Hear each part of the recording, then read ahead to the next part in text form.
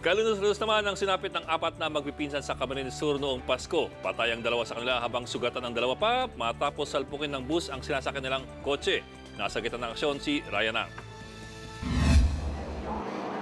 Imbes na magdiwang ngayong holiday, nagluluksa ang pamilya Canyo matapos mawalan ng 2 mahal sa buhay sa mismong araw ng Pasko.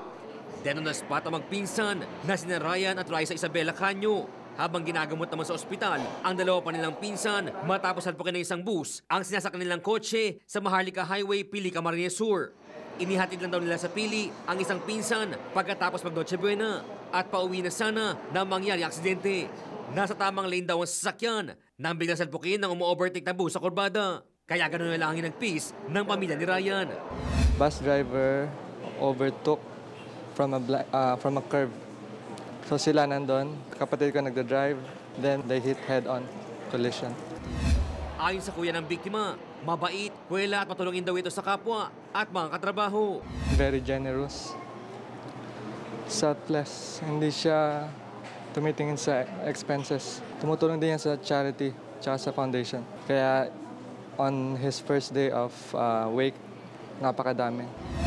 Nakikipag-ugnayan naman daw ang bus company at nangako ng tulong sa kanila. Pero hiling pa rin nila, managot ang bus driver na kinilalang si Sunny Santillan na nakunan pa umano ng baril. I heard nag-down payment na sila ng 20% sa St. Luke's. Sila din yung nag-asikaso ng transfer plane to Legazpi to Manila. Makulong. Lalo na meron pa siyang caliber 45. Nailipat na sa isang hospital sa QC ang sugatang magpinsan habang ginagamot pa rin ang driver ng bus na nahaharap sa patong-patong na kaso. Umaaksyon! Ryan Ang, News 5. Be sure to come back. News 5 everywhere. Copyright 2015.